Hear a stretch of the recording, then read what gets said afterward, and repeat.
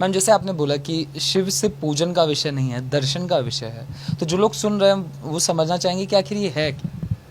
जी जितेंद्र, देखिए, मैं अपने आप को बहुत ज्ञानी तो नहीं मानती हूँ, लेकिन मैं डेफिनेटली भारतीय संस्कृति की एक स्टूडेंट हूँ, एक छात्रा हूँ। तो बहुत सारी चीज़ें पढ़ने की, समझने की कोशिश कर रही हूँ।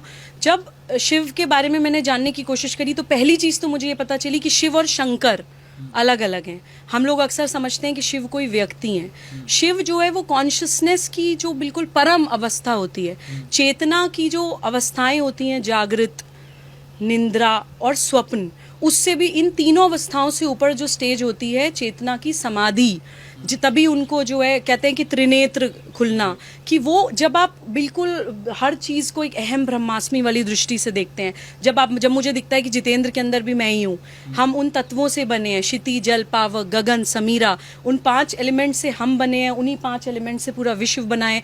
जब हम हर व्यक्ति के अंदर भगवान देखने लगते हैं, हर जीव के अंदर भगवान देखने लगते हैं, उस समाधि की, उस चेतना की एक्सट्रीम स्टेज को जब हम पहुंच जाते हैं, उसको कहा जाता है शिवत्व का प्राप्त होना। तभी मैं कहती हूँ कि शिव केवल पूजन का विषय नहीं है।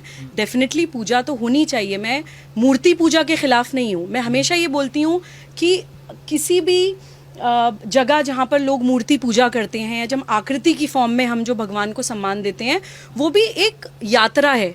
वो आकार से निराकार पे पहुँचने की एक यात्रा है। जैसे मेरा बच्चा छोटा है तो मैं उसको पहले बताती हूँ ए फॉर एप्पल, उसको दिखाती हूँ एप्पल लाल रंग का है, उसका ये शेप है, साइज है, फॉर्म है। जब वो समझ जाता है तब उसको बताती हूँ ए फॉर एरोप्लेन भी होता है, ए फॉर एंट भी होता है, ए फॉर एलिगेटर भी होता है। तो वो बड़ा ज्ञान प्राप्त करने से पहले जो स्टेजेस होती हैं, उन स्टेजेस के लिए मूर्ति पूजा मैं महत्वपूर्ण मानती हूँ। तो मुझे लगता है कि शिव केवल पूजन का विषय नहीं है, शिव दर्शन का विषय है। कुछ चीज़ें मैं और आपके चैनल के माध्यम से बताना चाहती हूँ कि जो क्वालिटीज़, जो एट्रीब्यूट्स शिवत्व के अंदर होने चाहिए, या शिव से जो हमें सीखने की ज़रूरत है। उनकी बीवी अन्नपूर्णा, उनके ससुर हिमालय, रत्नों की खान जिसको कहा जाता है, बेटे गणेश जी, दोस्त कुबेर, स्वयं महान ईश्वर, आदि योगी, लेकिन फिर भी अलग समाज से, एकदम एकदम अकेले, उनको किसी चीज़ का लालच नहीं है, डिटैचमेंट जो भारतीय संस्कृति हमें सिखाती है, वो हमें शिव से सीखने की ज़रूरत है। उनको वैद्यनाथ भी कहा जाता है, यानी कि चिकित्सा के गुरु। उनको नटराज भी कहा जाता है, यानी नृत्य के गुरु। उनको आदि योगी भी कहा जाता है, यानी कि योग के गुरु। इनफैक्ट हमें तो इस चीज़ से शायद ज़्यादा भारतीय लोग कनेक्ट कर पाएंगे कि श्री राम के भी गुरु हैं शिव, क्योंकि रामेश्वरम में श्री राम ने खुद शिवलिंग स्थापित किया था, जो आई थिंक जिन 12 ज्योतिर्लिंगों का मैंने जिक्र किया, उन 12 ज्योतिर्लिंग में से एक रामेश्वरम का ज्योतिर्लिंग है। तो श्री राम जिनको अपना गुरु मानते हो, वो कितना बड़ा दर्शन होगा, ये हमें समझने की ज़रूरत है।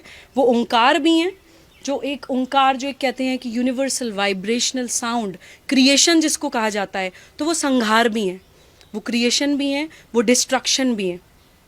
उनके जो गण कहा जाता है, जो आसपास के लोग हैं, वो भूत, प्रेत, पिशाच, यानी समाज से जो त्याज्य लोग हैं, जिनको कोई अपने आसपास भी नहीं रखना चाहता है, उनको वो अपने साथ लेके चल रहे हैं। तो ये भी भारतीय संस्कृति का एक दर्शन है कि हमारी संस्कृति में किसी को त्याज्य, या किसी को अवर्ण, या तुम छोटी जाति के हो, तुम पास मत बैठो, तुम्हें छुआ नहीं जाएगा, ये भारतीय संस्कृति का दर्शन नहीं है। तो ये भी हमें शिवत्व सिखाता है।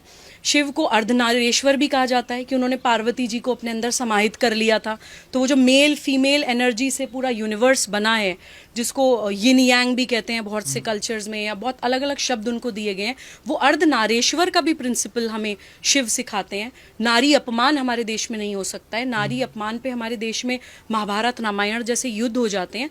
ये सारी चीज़ें हमें दर्शन, जितने भी हमारे इतिहास हैं, हमारे शास्त्र हैं, हमारे भगवान हैं, या हमें जो भी पूजा पद्धतियाँ बताई जाती हैं, वो एक प्रोसेस है हमें उस महान दर्शन को सिंपल तरह से समझाने के लिए। उन एट्रीब्यूट्स को, उन क्वालिटीज़ को हम अपने अंदर आत्मसात कैसे करें, ये सिखाने के लिए ये हमारी भारतीय संस्कृति के दर्शन है। शिव को भोलेनाथ भी कहा जाता है कि भोले हैं, कि बहुत लोगों की ये मान्यता है कि आप शिव से जो भी मांगते हैं वो आपको मिलता है, बिकॉज वो भोले हैं। आप देखिए ना कि धरती के नीचे दबा दिया इतने सालों तक, कुछ नहीं, क्योंकि भोले हैं। लेकिन अगर भोले हैं तो आप ये मत सोचिए कि वो सर्वनाश भी करते हैं। भोले हैं, एक हद तक भोले हैं, एक लिमिट तक, एक सीमा तक भोले हैं। नीलकंठ हैं, समुद्र मंथन से जो जहर निकला था वो उनके अपने अब गर्दन के अंदर है। नीलकंठ हैं, लेकिन तांडव भी करते हैं। तो उस दर्शन को प्लीज़ समझिए, महाभारत के लेसन को समझिए, इस्लामिक प्रिंसिपल्स को समझिए, और भारतीय दर्शन को समझते हुए संप्रदाय से ऊपर उठकर प्लीज़ अध्यात्म को समझते हुए समस्या का समाधान मिलकर ढूंढिए। ये राजनीति का विषय नहीं है जितेंद्र, मैं ये बार बार दोहराना चाहती हूँ कि किसी व्यक्ति, किसी संगठन, किसी पार्टी की जिम्मेदारी नहीं है जो हम सोचते हैं कि कोई राजनीति ही हमें इन समस्याओं से बाहर निकाल लेगी।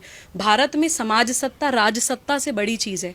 ये भारतीय समाज की ताकत है, ये भारतीय समाज की हिम्मत है, और ये भारतीय समाज की एकता है जो हमें इन समस्याओं से निकाल सकती है। तो कृपया इस चीज़ में हम लोग भारतवासी बन के समस्या को देखें और संवाद करके समाधान की ओर बढ़ें। इसी आशा और इसी विश्वास के साथ मैं अपनी इस बाइट को समाप्त करना चाहूँगी।